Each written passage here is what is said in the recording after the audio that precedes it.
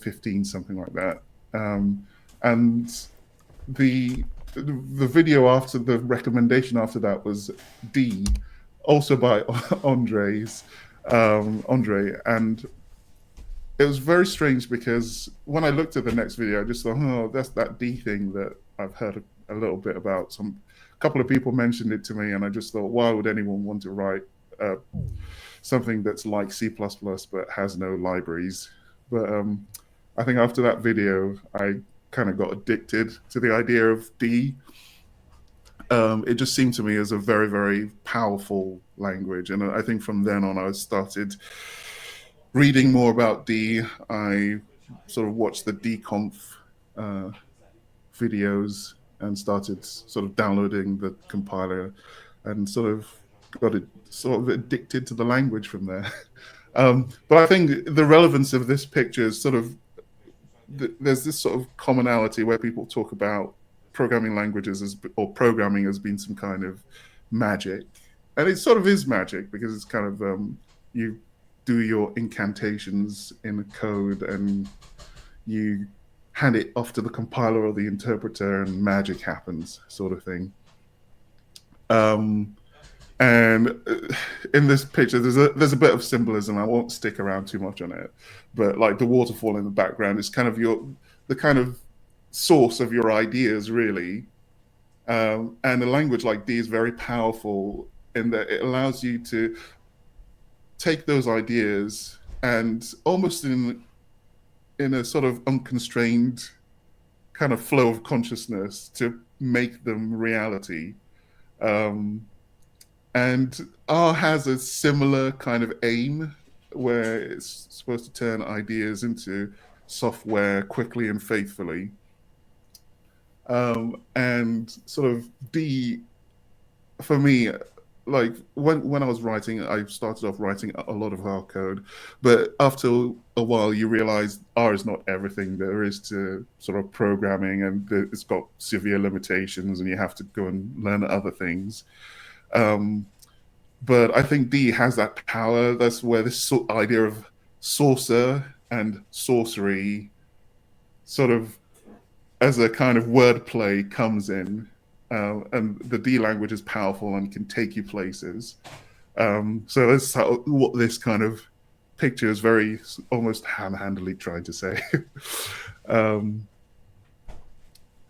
So for those that are not super familiar with R is, and also for those that do not like PowerPoint and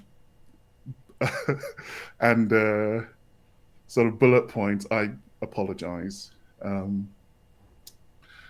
I'm gonna go through these in a sort of orderly way. So R derives from a language called S, and that was developed in the 1970s. And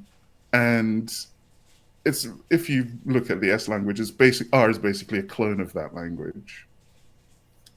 And the idea of S was, as I said, to allow people to create programs very quickly and get them and sort of try out ideas and things like that. But specifically, in terms of the domain, it is a statistical programming language. It's also a dynamic programming language. And R is functional-like, so I'm not sure how many people have come across R, but it is very much, it's not a functional language, but it's functional-like, so it has your lambdas and sort of things that look like maps and reduce and all that kind of stuff. And within statistics, R has been a runaway success, and it's only much more recently that Python has come in. And I guess there are a number of reasons why that is. Some people think parts of it might be the licensing situation between R and Python. So they're both open source, but R is GPL.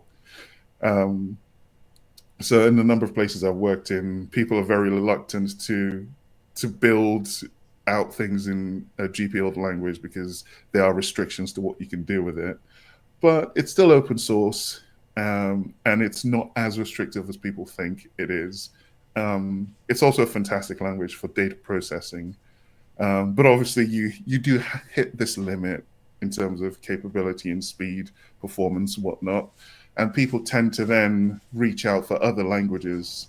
So R does have a native C API that you can go through. There are a couple of ways of doing so.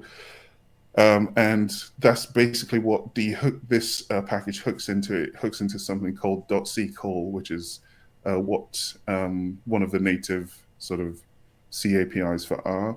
There's also kind of prior art in terms of popular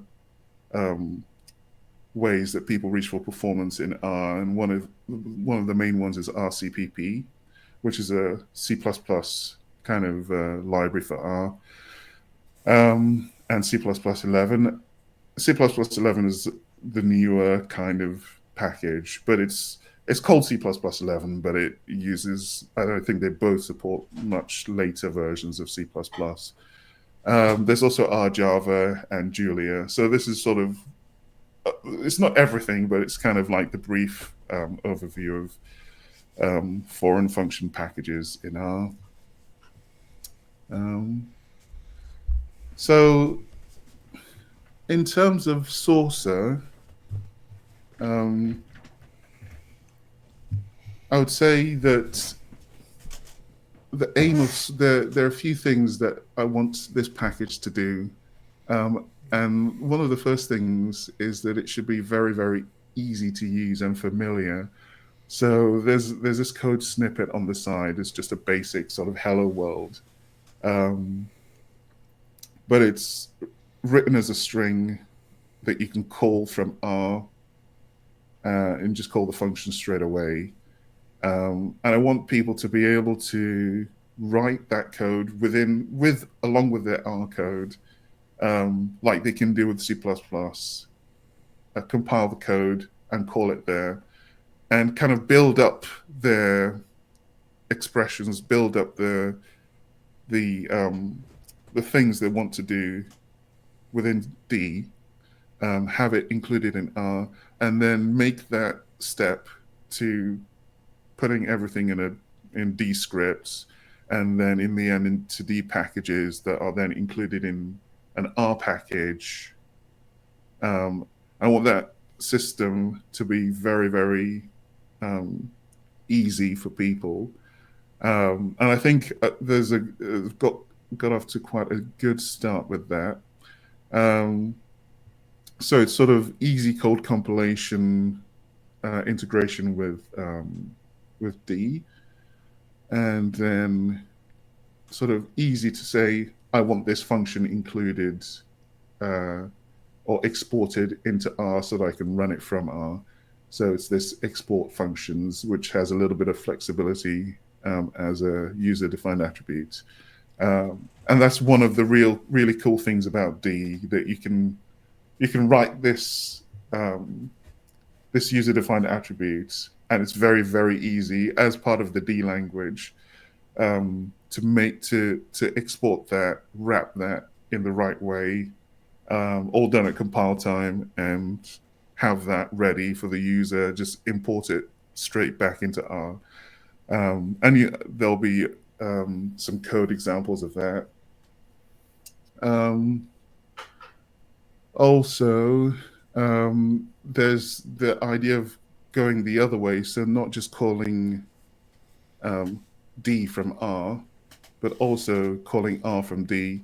There won't be a demonstration of that. One of the reasons is that I've been focusing on the first part of it, so I've got that other side working, but that's more of an app, a sort of D developer of R going the other way, and it's almost less common, and it's more common that you would want to access a more powerful language like D from R.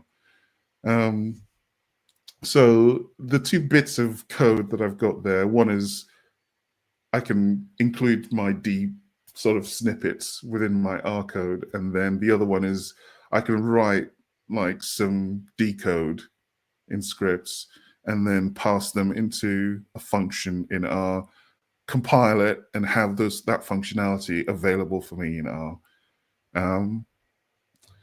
So in terms of R's types, there are quite a few, but these are the ones that are the most important. And in terms of us, how R exposes its type, there's this thing called an S expression, which basically all the types are basically S expressions statically, and each of them have their own enums that are associated with this S expression. So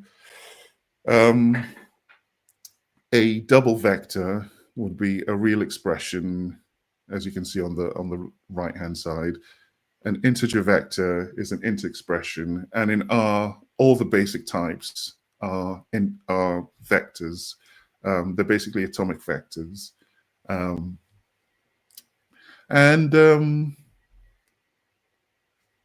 yeah. So it's the sort of vectorization aspect of R is one of the fundamental parts of the language, and it's built into the language, and it's kind of influences the programming sort of style a lot. So the most basic type are these numeric vectors, integer vector, logical vector, that are basically wrapped R types with D. And then we do the same thing with matrices. There are items called lists that are sort of arrays, but they're generic inhomogeneous arrays. So you can put any of the R types together in a list. But how that works is radically different from just having a simple pointer. There are a lot of accessor functions and a lot of opportunities to kind of trip up and do seg faults and things like that. So that was quite interesting building the interface to that one. And then the data frames, which are basically tables, they're columnar tables. So you can have basically arrays of various types that are bound together into a table. And essentially, the table is a special kind of list that has a special format and row names and things like that. Functions in R. So you can the idea here is that you can pass a function, an R function, into D and call the R function within the D code. And then you've got things called environments, which, so I guess the best way of thinking about an environment is almost like a stack space. So in R, you can actually directly access the environment, the sort of stack space of a function, and then you can build your own environments that are basically, these are basically reference containers, and you can put whatever you want in them and pass them around. So whereas lists are kind of value types, think about environments as kind of being like a reference type of list. And then the external pointers. So if you have, I don't know, you've got a pointer to graphics or something like that, you can basically send and receive messages and commands from that pointer. So that basically covers all the types, all the types that I'm interested in, because R has more types than this, but these are the most useful and the most frequently used types. And I'm probably not going to do many more than this, because this is really the stuff that you really need to get stuff done. There are other things like classes, which are in time I'll probably include interfaces between R and D types. Oh, R classes and D. So how does this calling D from R work. This is the sort of main thing that would want to do. So each function that you want to export from D into R, you mark with export.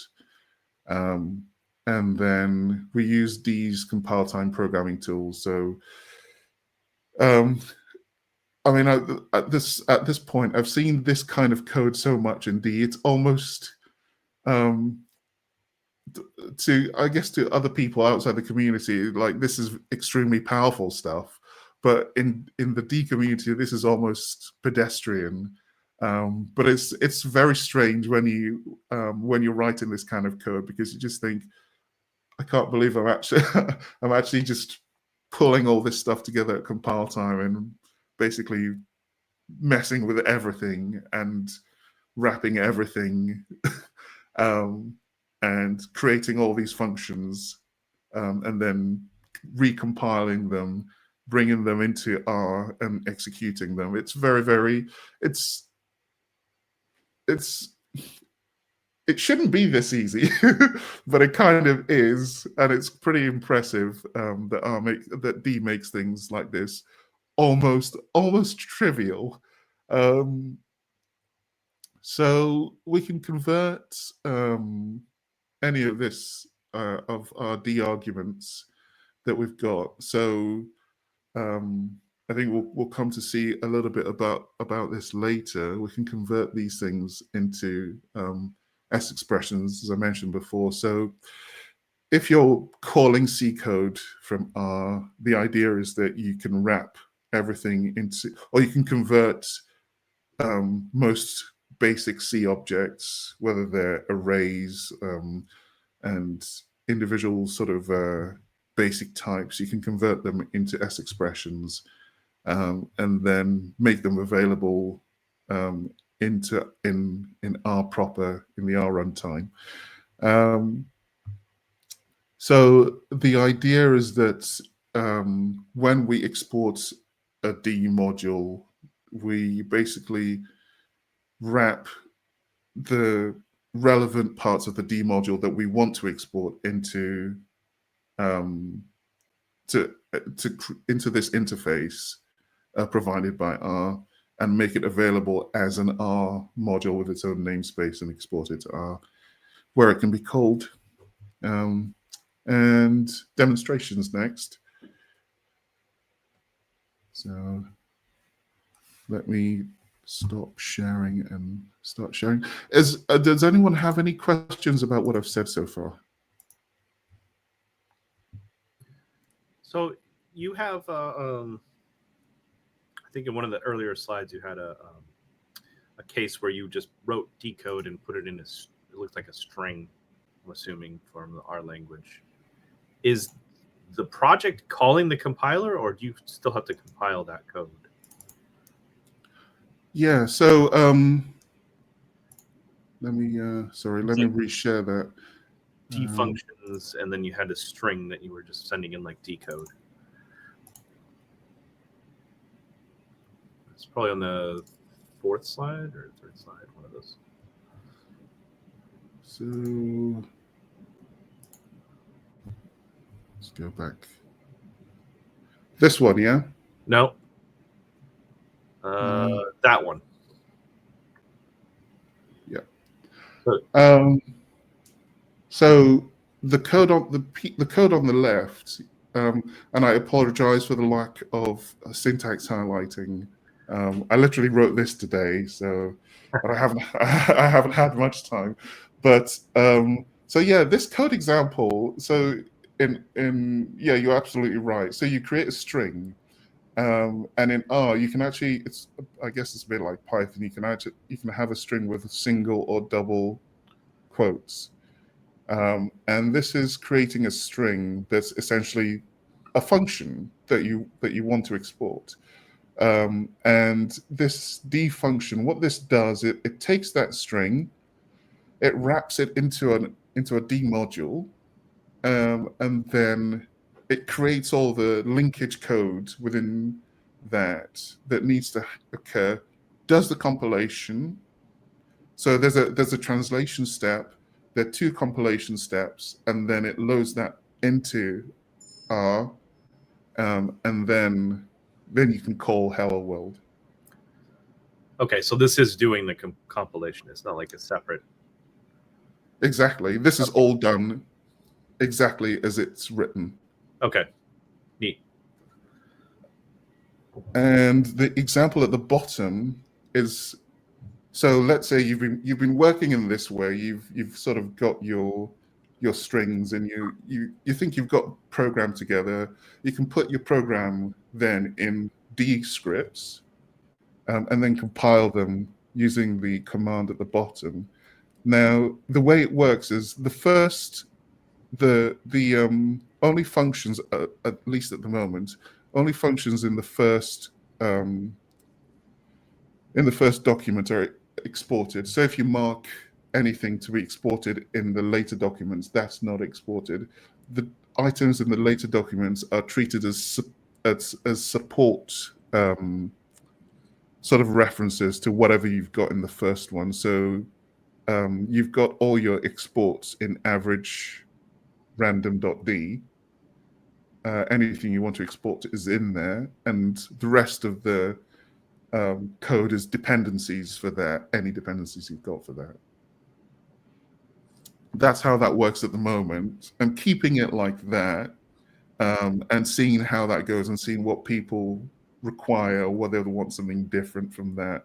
I think it's a pretty simple way of working at the moment. So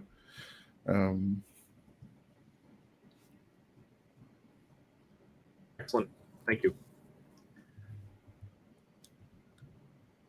okay. Let me see if I can give you guys a flavor of the library itself.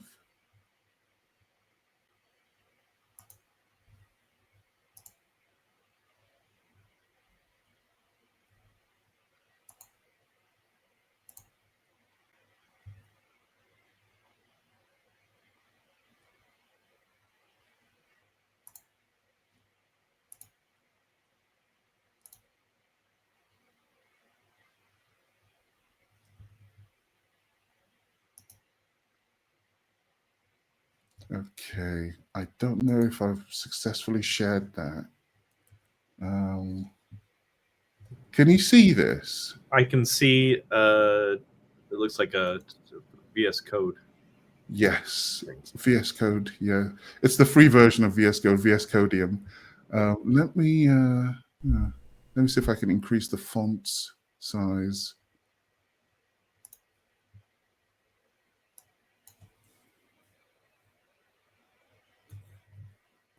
In my experience with VS Code, you could just like Control Plus and it works. Ah, Oh, that worked too. great. Is that big enough, or do you need it larger? It looks fine on my screen. Okay. It also looks fine on my screen. Brilliant. Thank you. Okay. So this is literally this example that you saw. So let me open R at the bottom here.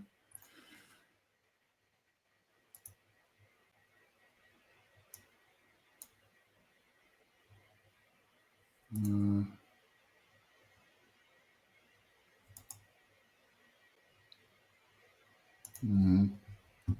going to see if I can increase the font of the terminal, but I'm not quite sure that you can. At least on my screen, the terminal font is readable. Okay. It is small though. Yeah, it's a bit small. If you are sharing just a window, one thing you can do is just shrink the window, and it should kind of expand like what's the size okay, of I see what you mean. Is that expanded for you guys? Yeah, it got a little bit bigger. Okay. All right. Okay, so yeah, let me get rid of some of this stuff. Okay, so yeah, this is literally all you have to do. And you enter it into the R interpreter, and at the moment it does a lot of verbosity. One thing I was going to mention was that the default. Yeah, let me change the compiler. So at the time I had LDMD2, which is why it took quite a long time to compile. So if I do that, it should be noticeably faster. Yeah. So yeah, you can just do hello world as it already has. Oh, and function hello world. Oh, there you go. So in R, you always have to return something, and this null is still an S expression, but it's a special value of the S expression, which is a null S expression value. So at the moment I have actually installed this thing. So if I Saucer functions, there's some documentation, and it tells you drop folder equals true. Basically meaning that there is some code that gets generated, and that code is deleted by default. So if I go back here,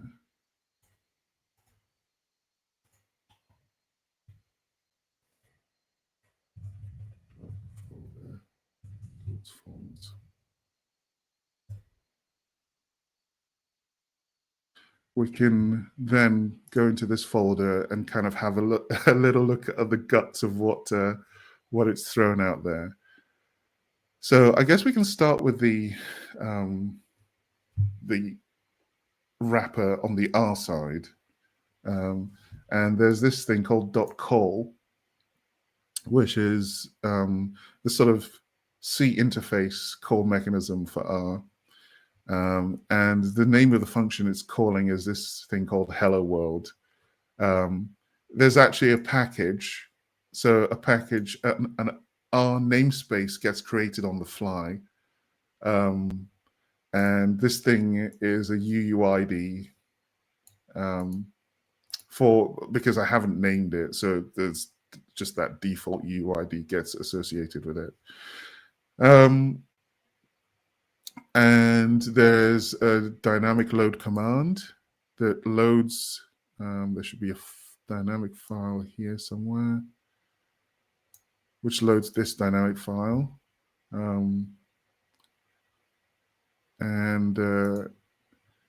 This is the sort of R method of loading functions, or loading C functions into the session. And yeah, that's it. So it loads the dynamic file, the DLL file, and then it allows you to call your hello world function that's been wrapped. Now, if we go into the D wrapper side of it, you can sort of get a flavor of what's happened. So this is the code that we wrote. And so what it's done is it's created this module. It's imported our Saucer library, and it's brought the Saucer library from the sort of internal R package. So this is actually an R package, this Saucer, and the D code sits in there. And some of it is, these dependencies are brought through and compiled with everything else. And it's generated some stuff. So this is the wrapper function. So now that we've given this thing saying we want to export this function hello world, so it wraps this function hello world, it knows it's a void, it returns void, so it just calls it. And then there's a try-catch block that catches any exceptions. Within the library itself, I make use of enforce. So there's a lot of enforce statements, and I avoid asserts because asserts creates crashes and will crash R. And so it's all enforcements or exception, so that it can be caught and fail gracefully. And here it knows that this function returns nothing, so it just returns a nil value. There are no arguments to convert at the moment. This is literally the simplest thing you can write. And then at the bottom here, there are these call method definitions. These are the things that are defined and are exported through. So this thing here is just a C function wrapper. You still need to tell R's mechanism that you've got this thing that you would like to call, and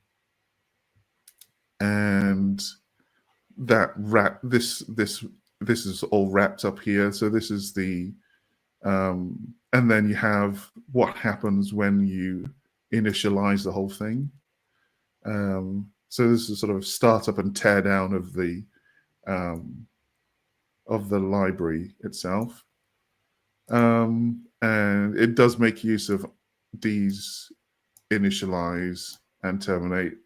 I think a couple of years ago, someone helpfully mentioned this requirement to me. And that's it. That's the sort of most basic outline of what happens here. There's a lot of other stuff that we might come to later on, but yeah.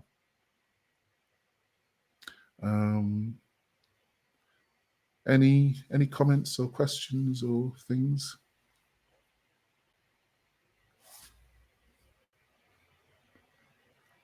Okay, I'll move on to the next one so that we can see things actually happen. So this is just a dot product. So multiplying the elements of two vectors together and returning and summing them, returning the result. So again, now this time we've got this thing called dot array. So we're exporting the function with a specific name in mind on the R side. So for whatever reason, maybe we want to rename it. And it happens quite frequently. This is a feature that Rcpp has. And I just thought, well, I've got to have it then. But it's actually a very useful feature. And so we can do this in the same way. So I can send that over to R and for it to compile. And yeah, so you didn't see it run because straight after compilation it ran. But this is the R code here that calls that dot array. I feel a bit responsible. I should sort of try to outline what's actually happening here. So you've got this function called R uniform. It's actually R uniform, even though it looks like runf. But what that does is that it generates random numbers, uniformly distributed random numbers. So we've got something called X with this vector of distributed random numbers. And then I've done the same thing for Y. And in R, you can kind of write them like this, and then also pass them into the function, and it gives you a dot, the outcome of the dot product from the D function. And here, what have I got 4 here? Oh yes, I'm rounding up to 4 decimal places because there's tiny numerical differences between the outcome from R's actual dot kind of calculation and D's. So yeah, this tells you that yes, it's true. They're both the same. Now let's go. Let's sorry, go on. Sorry to interrupt, but what is R's floating point type? Like what would be the equivalent in D of? It would be double. Okay, so probably the reason that is happening is because D does all floating point calculations with reals, even if they're doubles. Ah, that's interesting. That's one thing that it's not like you're not supposed to care about the small precision of floating point numbers being slightly off, but people often do this thing where it's like, well, it's not coming out exactly the same as this other thing that I'm using, so it must be broken. Yes, yeah, I see what you mean. I think what more informed people do is more informed people would understand, and they would say within some epsilon of what we would expect, right, or something like that. Yeah.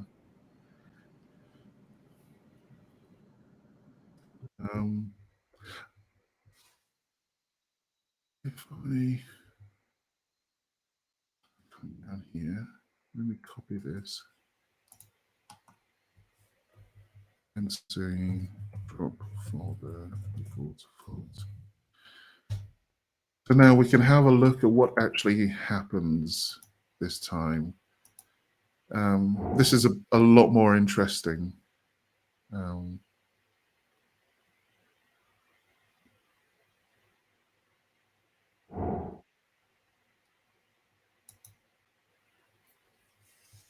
So on the R side, still a very, very simple function.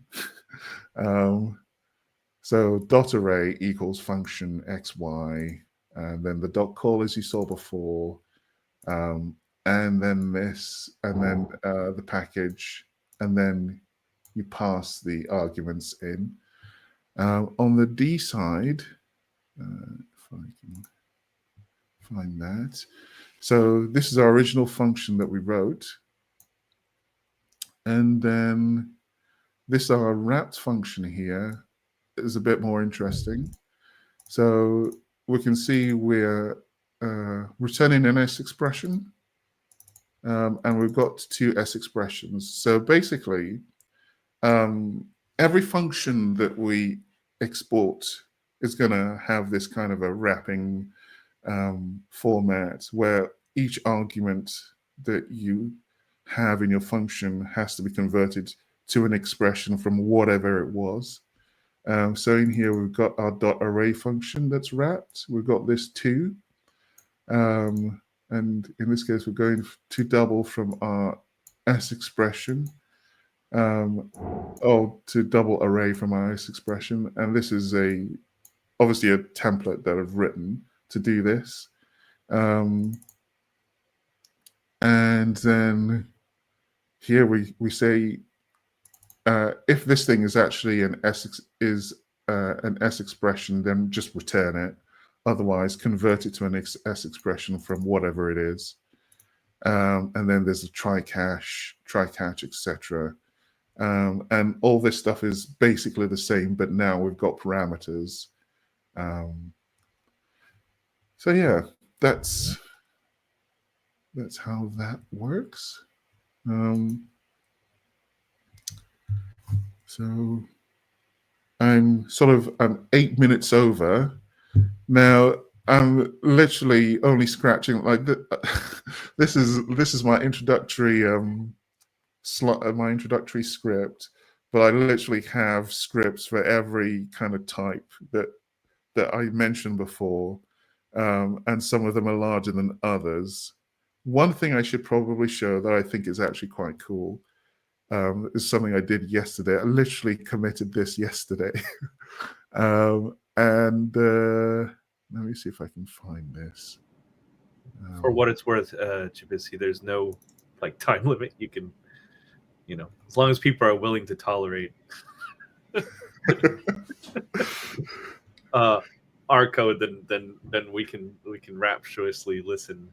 So don't worry about the time. Cool. So it's this is wrapping. This is the sort of numerical matrix or the matrix interface, and what I did with it. Let me just go through some of it. So here we're just doing very basic things. So we've got a numeric matrix. It can take an array and then a shape. And here I'm just printing it out. So there's nothing magical going on here. It will just print out the contents of the matrix. And I guess the important thing here is that you can do IJ access, as you would sort of expect. Now, should I show this one? Well, this is just so this is saying, okay, I want I'm passing a value of 3, and I want a numerical matrix of this shape with 3 in each position. So here, what's happening is actually an expression template. So when you do this expression here, what's generated is, let me show what it is.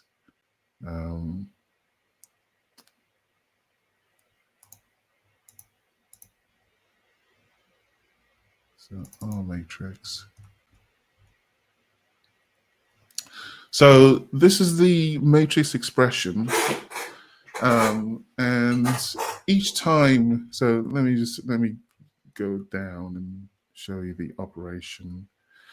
So this is the operator. This is a sort of general sort of binary overload for all operators. And when I write a type, I will put this thing in as the binary operator. And what it does is that it generates this matrix expression template, or it generates this type for the left-hand side and right-hand side. So for those that are not, well, I would hesitate in this crowd to say for those that are not familiar with matrix expressions, because everyone here probably knows a lot more about it than I do. But the essence is that you're doing lazy evaluation, so you're delaying the evaluation so that you can make the calculations more efficient. So down in the bowels of so this is a view. This is something I wrote yesterday, which I was actually quite yeah. This project is excellent. I wish I could do this every day. I just have to do it in the evenings and the weekends. But there's now let me go to the now where am I? So op binary, if I can find it. Let me just yeah. So basically, this is the matrix object, and this is how op binary works. It literally just calls this. It literally just calls this operator with itself and the right-hand side, whatever the right-hand side is. And the operator is, as I mentioned, is this function that basically generates a matrix expression. The matrix expression is just basically a type that holds the left and right-hand side and has an index, op index, and then when it's time to evaluate the matrix expression, what happens is that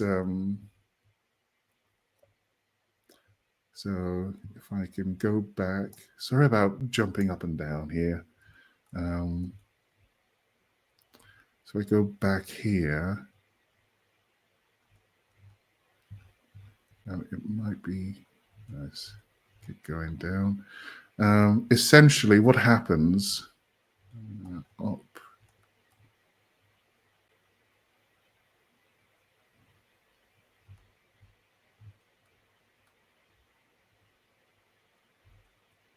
Right. Okay. So essentially, what happens is, as you when you do op assign, and I think this is op index assign. I'm looking for find op assign.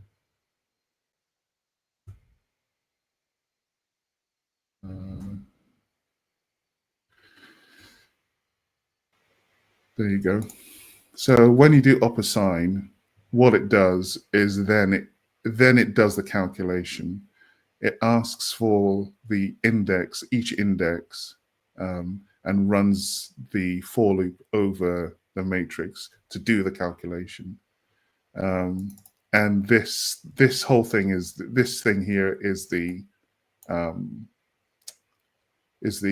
matrix expression, which has its own indexing function and is called essentially it's called recursively.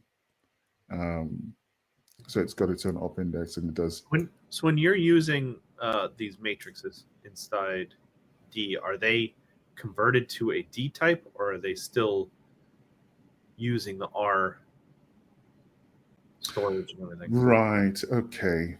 I should probably explain a bit about that. So what I do, in fact, so this is a struct. This is the R matrix. The type is just this enum that I described earlier from the S expression. The S expression itself sits within R matrix. So it's probably easier to show you a constructor. So I want to create a matrix n row n col. I call this function alloc matrix. This is part of the C API. And I preserve the object. I use R's garbage collection mechanism on the way in and on the way out. And I say, yes, it needs protection because I've just put it on the protect preserve list. This is a view, we can talk about that later. But essentially, this thing here now lives within our matrix. And so when I convert from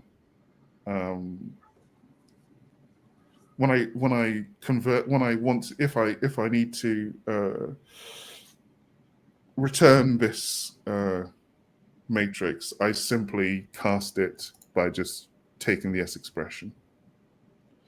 The destructor itself is here. So there's a function called unprotect, and if it needs to be unprotected, then it releases the object. There's no free or there's no free. There's an alloc.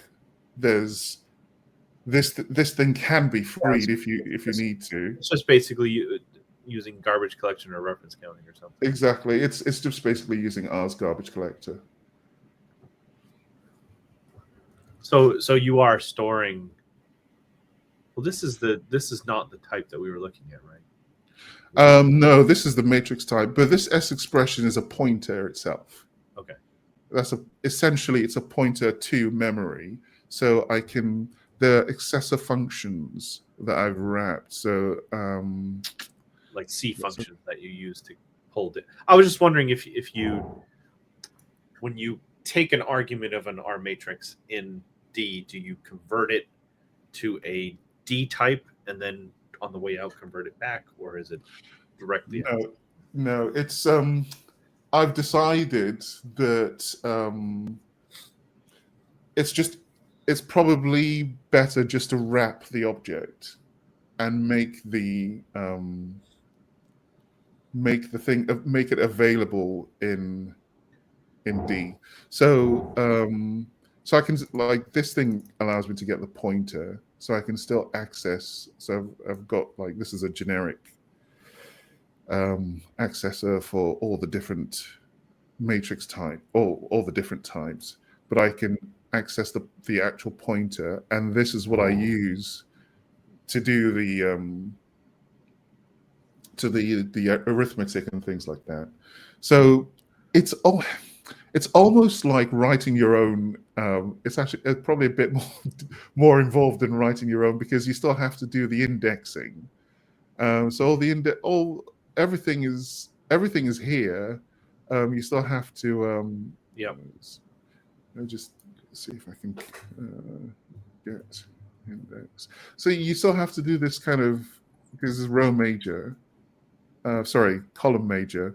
You still have to do this kind of stuff.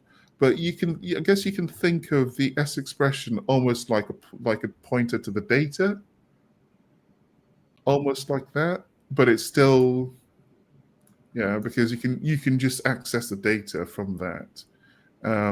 There's a convenience of this, which is that n row. When I calculate n row,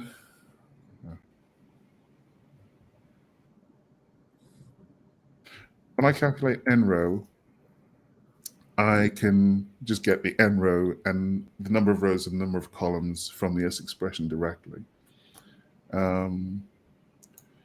But apart from that, you still have to write everything else as if you were writing a matrix object.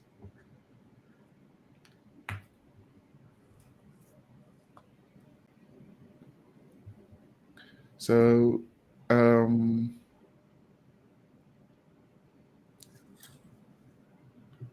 yeah, so that's, and I guess one of the things I was quite happy about last night was I also did the view.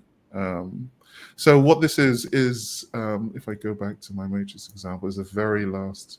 So every time you do this slicing, this creates a copy. It creates another object from your matrix. But sometimes you don't want to have another object. Sometimes you just want a view. And I would say it's immutable. So you say, I want a view on this object. I want to access this particular slice of the object, and then do an operation with other matrix objects. And I don't want a copy generated. So maybe you're working with a particularly large matrix and you're just convolving, like for convolutions and things like that. You're just doing calculations over patches of it. This can be a nice way of doing things like that. So yeah, that was one of the things I did last night. In this case, every time you see multiplication, this is element by element multiplication. I think this is one of the things that would be cool to be able to express symbolically matrix multiplication from just element by element procedures. But yeah, I'm pretty happy with how this is going.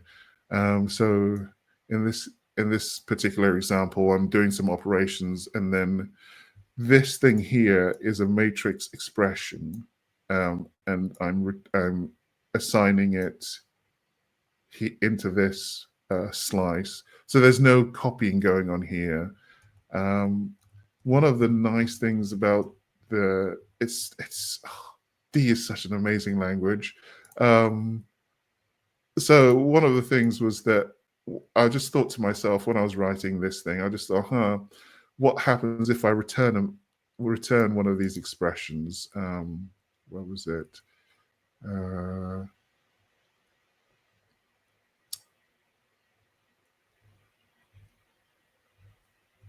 So I've got, maybe I'll remove that example. Essentially, there it is. So this thing here is not a matrix. This is an expression, but you can return it as an S expression. And I can go back in here. And all that was required was a small tweak to this thing. So if I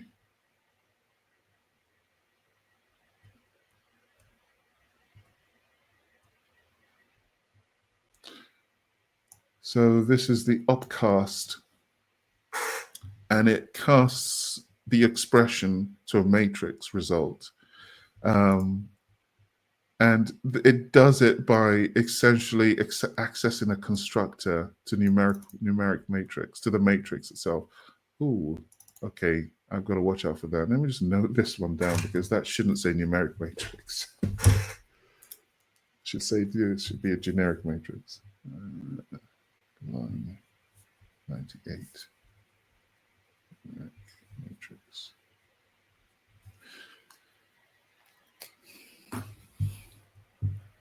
So what this actually does is that it accesses.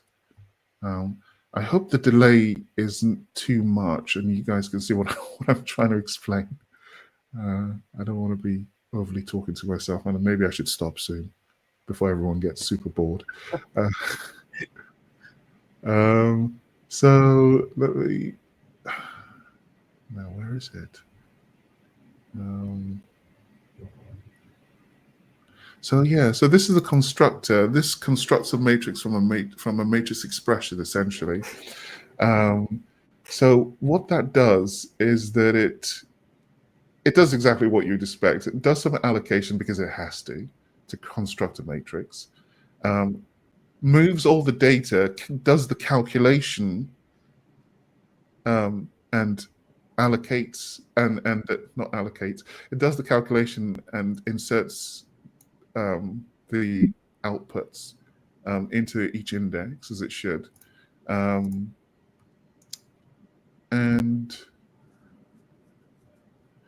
then constructs the R matrix, and then if I run that example and say drop.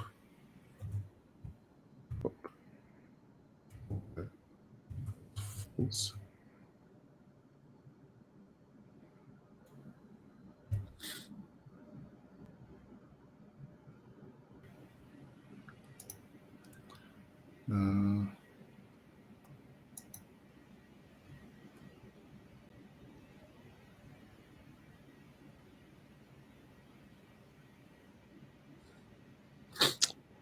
What we can see here is, actually, this is not super exciting. What you want to see is probably here.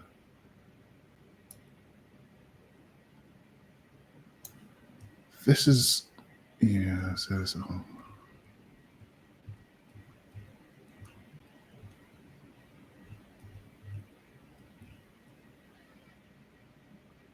yeah, so this is, so it calls this cast that I showed you earlier, but this stuff seems, it's such a simple thing and seems so pedestrian, but it's so powerful.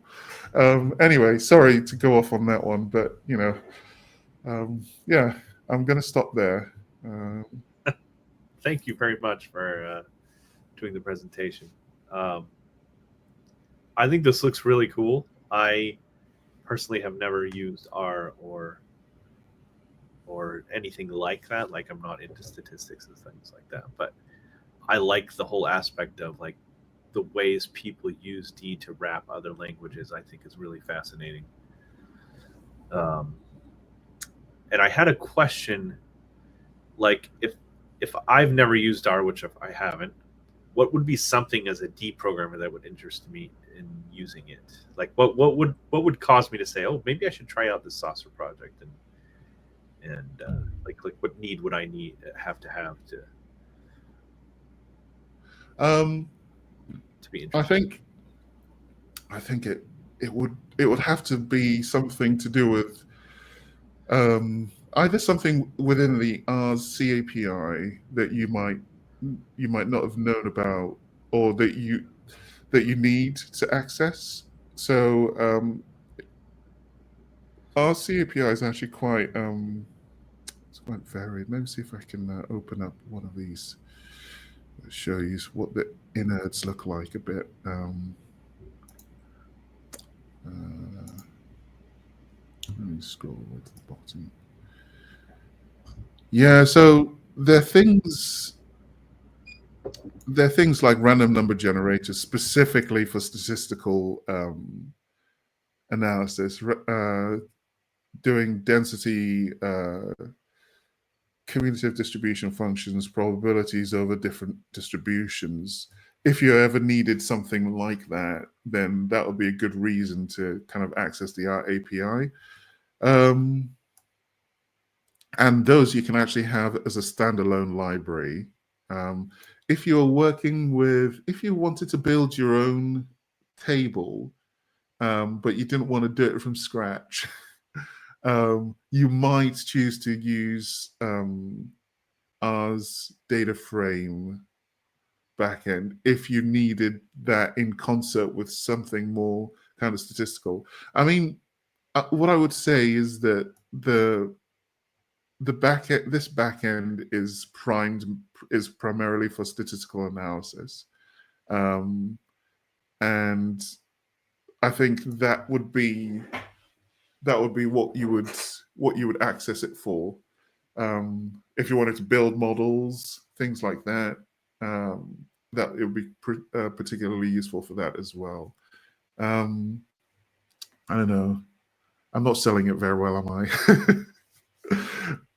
No, that's okay. But yes, a library like this is something.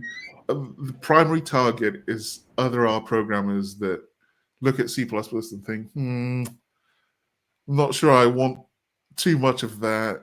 Like, if I really, really wanted to write a lot of code, then C++ might present some issues outside the kind of. So there's like Rcpp is really cool. CPP 11 is really cool because they create this kind of garden for you to play around with that's friendly. But I think if you wanted to write code in a more general way associated with R, then D is a much, much better way to do that. Especially if you're building. I don't want to go back to talking about big data, because that's kind of what was happening a couple of years ago. But if you're keen on building your own numerical libraries, and you were looking at big data algorithms, this is such a great way of doing it. So yeah. All right, great. Thank you. Okay, thank you very much, guys. Yeah, great presentation. Thanks for coming on. I didn't record anything, so.